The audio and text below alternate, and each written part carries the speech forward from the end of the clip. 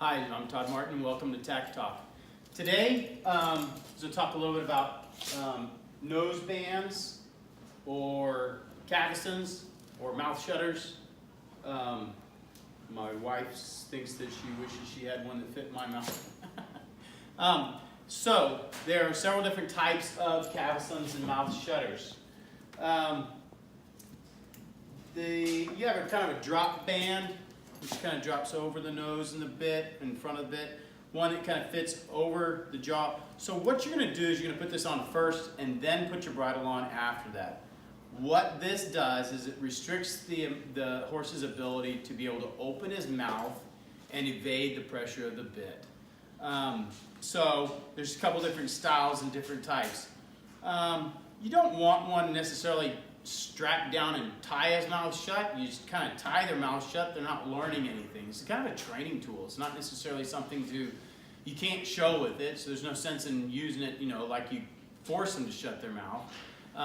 But what you really want is to have one that kind of restricts it and it doesn't let them open, but that they can pick up and use their mouth as much as they can.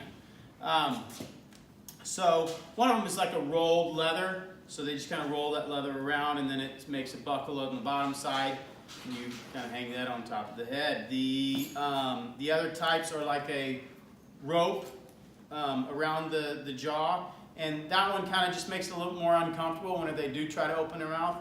The one that I kind of like, and it's just my personal preference, it has a little bit more to do with what you like or your theory behind some of it. This is a new one that they have. Comes in a couple different colors. I think there's purple and the orange and the black.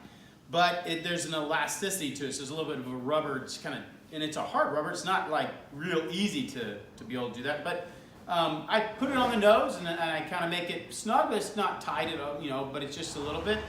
And if they do go to open their mouth, it's not completely restricted, but it makes it kind of hard for them too. So it kind of teaches them where the relief is at. Kind of goes around with everything that we teach horses is they're going to search for the relief of pressure. So this kind of works along the same way. He goes to open his mouth, he's going to find resistance. When he goes to shut his mouth, he starts to understand he's got to give to the bit more.